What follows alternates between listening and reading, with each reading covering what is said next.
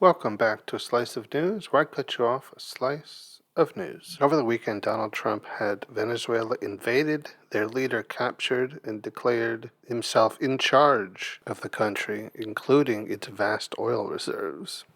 The administration says that their justification was that they were bringing a terrible drug kingpin into justice, citing the 2020 indictment of now former President Maduro on charges of trafficking cocaine to the United States, amongst other offenses. Though it's hard not to see shades of the Iraq War, where justification was that Saddam Hussein had to be toppled for the good of its people and the rest of the world, when obviously the true motivation was its oil. Venezuela has approximately 303 billion barrels of oil, which is 18% of the global oil reserve. Control over that oil is something Republican leadership has lusted over ever since Hugo Chavez died back in 2013. But manufacturing a justification to go in and take it was not an easy feat. Unlike back in the Iraq days, it would not be as easy as manufacturing claims of yellow cake uranium as a reason to go into a foreign country and liberate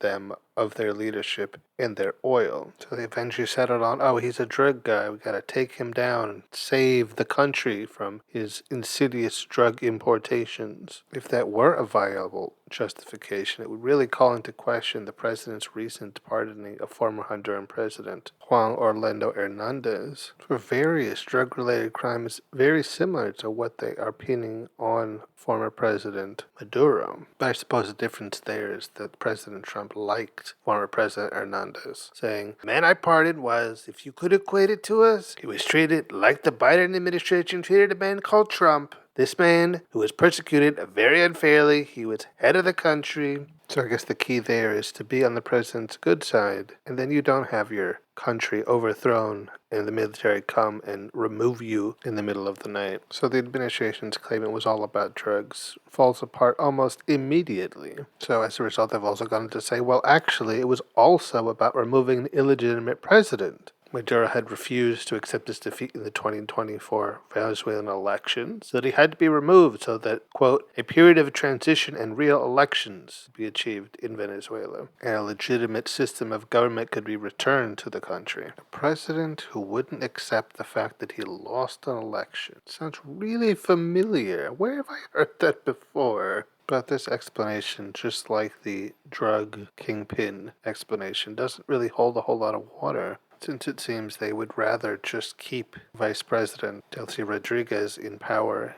in his stead, as long as she stays friendly with American interests and pushing back against opposition leader Maria Correa Machado, saying that she lacks, quote, respect within the country, and as a result should not be allowed to take leadership of the country herself. That sounds less to me like trying to bring back free and fair elections to a country, and more like an old-style America-backed coup. Take out a leader that's not friendly to American interests and replace them with one who is. You'd almost be hard-pressed to find a South or Central American country the United States didn't have some sort of U.S. meddling in. The United States has a long history of toppling South American governments for either government or straight-up corporate interests. I was thinking capturing President Maduro absolutely was about freedom, but it was not about freedom for its people. It was about freedom to take Venezuela's oil resources. To quote New York Representative Pat Ryan, no matter what they say, it's always oil. And yeah, in this case, it definitely is. The president himself said that the solution to Venezuela's, quote, badly broken oil infrastructure was to bring in the big U.S. oil companies into the country and have them pump out all Venezuela's tremendous amount of wealth out of the ground and claim it as reimbursement for Maduro's crimes against the U.S., and leaving some for the Venezuelan people, of course. The administration actually went one step further and basically said, well, actually, some of that oil was ours to begin with, citing former President Hugo Chavez's seizing of fossil fuel assets owned by ExxonMobil and ConocoPhillips. Basically saying, well, if it is about oil, it's really just about taking back our own stolen oil that Maduro's predecessor basically took from us. Trump and his administration have long since been in bed with the oil industries. Venezuela has the oil. They want it. Plain and simple. I suppose the saving grace here is that unlike when we went into Iraq to take their oil resources, this did not involve a long, protracted military engagement that costs thousands of American lives. I think it's pretty obvious that no one is going to argue Maduro was good for Venezuela and its people. He was an illegitimate leader. He was awful for his people. He caused them to suffer immensely, and removing him from the country is a net positive. Despite what those on the right would claim, nobody is saying that they should put him back in power.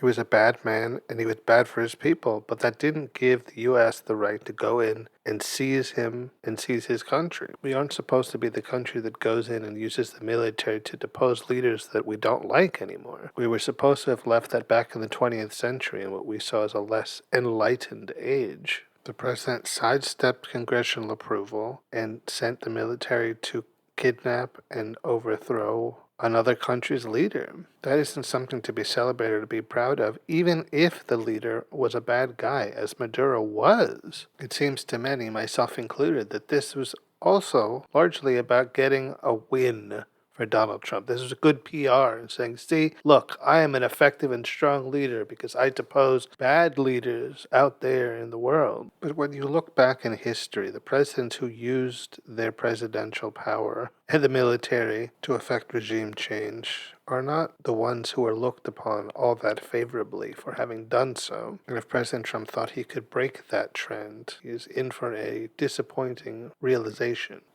It's not as simple as the good guys went and took out the bad guys so that the good leaders could take power again. It is an absolute fact that the Venezuelan people are better off without Maduro, and who were suffering greatly under his leadership. Him remaining in power was not a good thing, and getting him out of power isn't a bad thing. It's not about what they did, it's how they did it and what their motivations for doing so were. If we say it's okay for the president to decide that a leader of a country needs to go because he's a bad guy, where does it stop? North Korea's Kim Jong-un seems like a pretty bad guy. What's to stop them from going in and overthrowing him? Why stop there? Vladimir Putin seems to be pretty bad, especially for Ukraine. Why not take the military and overthrow him?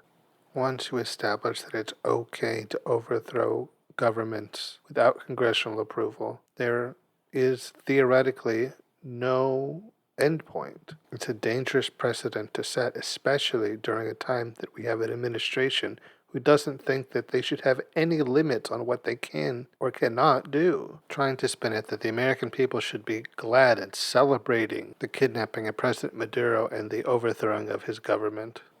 And anyone who doesn't simply loves Maduro and is blind to the plight of the Venezuelan people is something we're already seeing, and it's very one-dimensional, likely intentionally so, because it silences any opposition, framing it as, if you oppose the removal of this bad guy, that must mean you like the bad guy, completely ignoring the nuances of this situation that is not so cut and dry. Two things can be true at the same time. Removing him could be good, but how they removed him could be bad. Removing and capturing Saddam Hussein was good, but how he went about it was absolutely terrible. Being against the Iraq War didn't mean you were supporting of Saddam and wanting him to stay in power. So why is it so hard for people to understand now that being against the way we went about removing Maduro from power doesn't negate the fact that we also still didn't like Maduro having been in power in the first place? When you get down to it, this was just yet more overreach by the Trump administration and an obvious stunt to try to bolster his failing approval ratings and to distract from the Epstein file situation. Donald Trump has never cared about the plight of the Venezuelan people and did not do this out of the goodness of his heart or to spin this as a righteous and magnanimous act is pure propaganda. The president had this done because he wanted something, be it improve public image or the country's oil reserves. It was greed and not altruism at the heart of that decision. I think it's safe to say future history will not be looking upon this moment with great pride and admiration. the great America liberating the besieged Venezuelan people from a despotic leader. It will likely be remembered as yet another example of American imperialism done by an incredibly weak and ineffectual president. While I suppose he'll be commended for not starting an all-out war this time, ousting Maduro in the way that he did is not something which is praiseworthy, even if it weren't all about his oil. Forcing regime changes to align more with American interests is something that America used to be all about, but it's something that we're supposed to have left back in the past. That is not what America is about now, supposedly. America's reputation on the global stage could not be more tarnished than it already is at the current moment. And this absolutely isn't helping at all. It just reinforces the notion that we are a warmongering nation who will take out anyone who opposes us and steal whatever they have for our own gain. Our next Democrat leader is going to have a lot of things to fix and apologize for. This amongst them. Maduro no longer being in power in Venezuela is good, but the methods in which he was removed from power were not. It's an oversimplification of the entire situation, but it boils down to basically that. It's possible to both be glad Maduro is out, but not that military intervention without the express approval of Congress was the way it happened. What happens next in Venezuela is yet to be written, and while the Venezuelan people will undoubtedly be better off without their former president, whether they'll be better off with a U.S.-backed puppet leader remains to be seen. The future of Venezuela should be in the hands of Venezuelans, not America. At least that's how I see it. Alright guys, that'll be it for this episode of A Slice of News. I've been your host, Mr. Slice, and until next time, when I cut you off, another slice of news. And don't forget to rate and review the show on Spotify and Apple Podcasts.